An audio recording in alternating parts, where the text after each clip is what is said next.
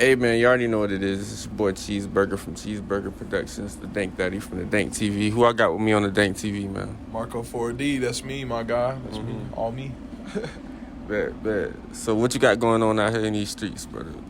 Shit, bro, just been trying to stay busy, been trying to be consistent, be concise with my shit, you know what I'm saying? Trying to keep moving. I'm starting work on my first real album, so that's going to be really dope. I'm excited for that. Going to be experimenting with like a lot of different kinds of sounds. Shows, trying to get back into some shows, you know, shit's starting to open up a little bit out here. They raised the limit to like 250 and shit, so trying to get back on that wave, just keep shit going. Okay. So before COVID hit, what was like your life like? Before COVID, bro, shit was like really starting to move like crazy. I was doing like 5-6 shows a month with my boys Lurk and Zerby that y'all met at the session the other night. We were doing shows in like Seattle, Arizona, California, like everywhere, and then the COVID shit happened, stopped everything. I was supposed to open up for a bunch of larger acts, but you know, it made us like go harder in other ways, like get back in the studio and focus on just evolving the sound and shit. So you go back to the drawing board and take another shot at it. Yeah, blessed and the curse type shit. Yeah, really though, like for like really the hustlers and shit. It's just like, you know, they stayed afloat and everything. Content creators, you know, like, this is like a time for us to really shine and shit. Yeah. You know? Definitely. Because it's like, well, the game got shut down, basketball, all of that, major sports and stuff like that. So it was just like, well, TikTok blew up over time, you feel me? You ever got on that TikTok shit? Bro, so I made like a couple trailers and shit, but it's just not me, bro. It's just I'm not like, I'll me. never be a TikTok nigga, bro. I couldn't do it. Nah. I was like, everybody like, you gotta have one of those. You gotta have one of those. I was like, all right, I made a couple. I was like, nah, this ain't me, bro. Yeah. I was just like, it's a good way to market yourself, but it's too childish for me. Exactly, bro. Like it's mostly children on there, for real. You know what I'm saying? That's the first thing I thought when the app came out. I was like, this shit seemed like a bad idea, bro.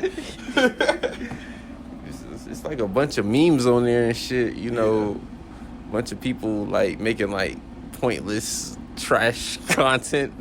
That's what, bro. That's the danger of TikTok, bro. It's like nobody knows what they're doing, but it's a really good place for memes. So you know, ideas get injected into that shit. People just roll with it.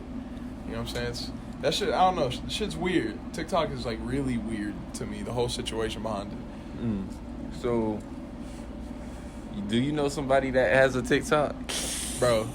A lot of people have TikToks, you know what I'm saying? Really? Like I don't know honestly too many people in my personal life that have a TikTok, to be honest. But like a lot of people have it. Like it's not like a weird thing to be like, oh, I got a TikTok. Kind of is to me a little bit, but you know, it's whatever. Everybody's just trying to market their shit and get their shit popping. So by any means, I guess, you know.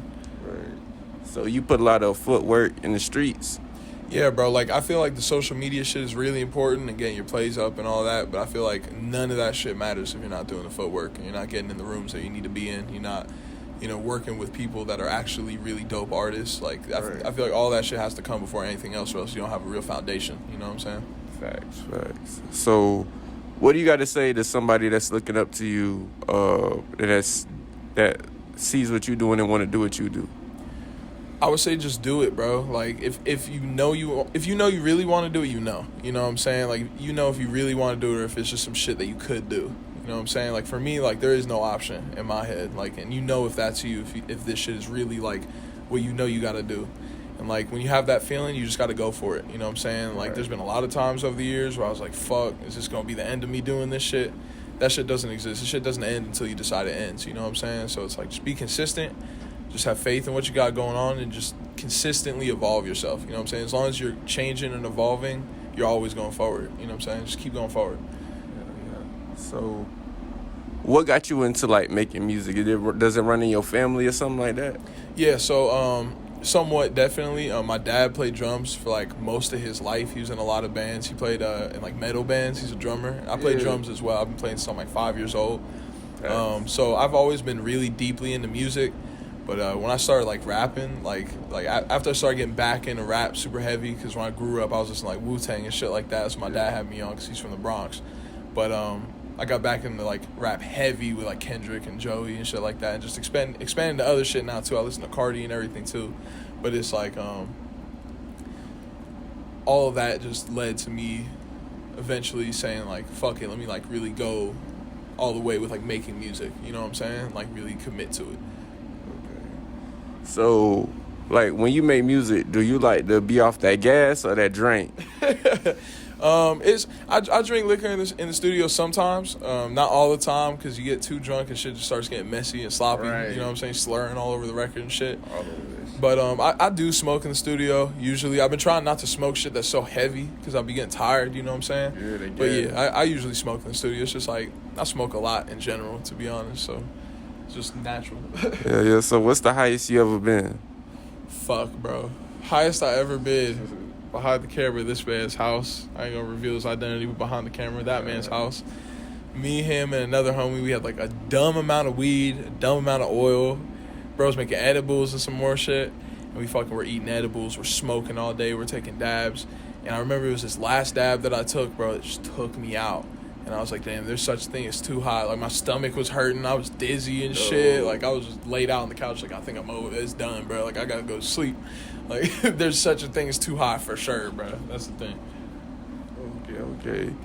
So, like, what do you do, like, to prevent yourself from getting too high? Or are you just, like, accidentally, like, Oh, yeah. It takes a lot to get too high. You know what I'm saying? Yeah. If you're smoking weed, like, unless you're someone that doesn't smoke a lot, you got to really push that shit. Like, even last night at the session, bro, like, I ate almost all the edibles that I got, bro. It was like 1,500 milligrams total. I was fucked up, but even that didn't get me like that point. Yeah. All right. So, what do you think the future is for Vegas for hip hop out here? What do you think the future for Vegas and hip hop? I'll be 100% starkly honest, bro. The only way this shit has a future is if people start really fucking being dead serious about this shit and start leaving Vegas to a degree. And I don't mean leaving Vegas like leaving Vegas behind, but I think that while we all need to maintain our presences here and we need to form our relationships here and build this network together, we all still need to do that groundwork in other places. You know what I'm saying? Because being a dope rapper in Vegas is dope, but we're trying to be dope rappers, period. You know what I'm saying? So, like, if we all just sit here and stay in Vegas, there's only so far we can go with that. You know, so, like, I think there's a really bright future for Vegas rap. Like, I think we could be the next Atlanta that we're seeing right now. You know what I'm saying? But, yeah, I think there's some work to do, but I think it's more than possible, bro. And I think if it's going to happen, it's going to happen soon, for sure.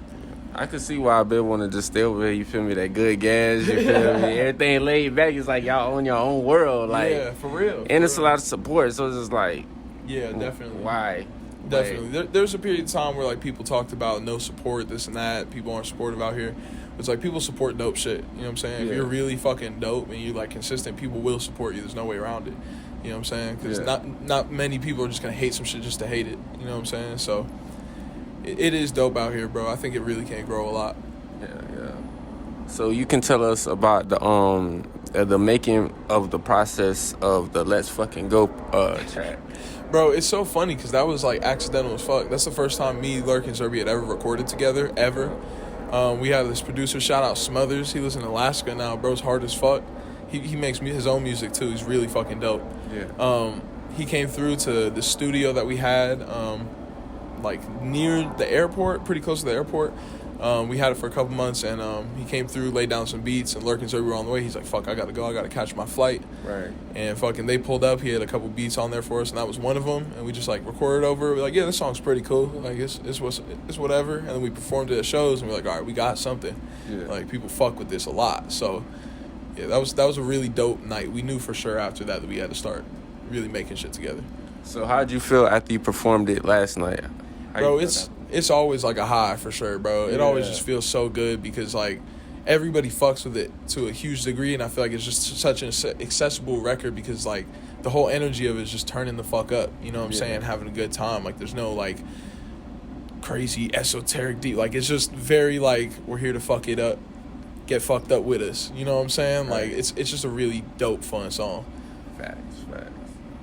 So we finna wrap it up. So where do people can find you at on your social media platforms and all that? Yeah, you can find me at RealMarco702 on Instagram and Twitter and all the social media networks. And then if you're looking for my music, you can search Marco4D. Has all my stuff that I've been putting out. I've been putting out a new song every week with my label Sad Art. I did 10 weeks, and now I'm, like, starting to go into album mode. So I'm going to be dropping periodically until then. But, you know, I'm locking down with them. So tune in, y'all. Tune in. All right, So you already know what the fuck it is. It's your boy Cheeseburger from Cheeseburger Productions, the Dank Daddy from the Dank TV. Hey, who I got with me again, man? Marco 4D.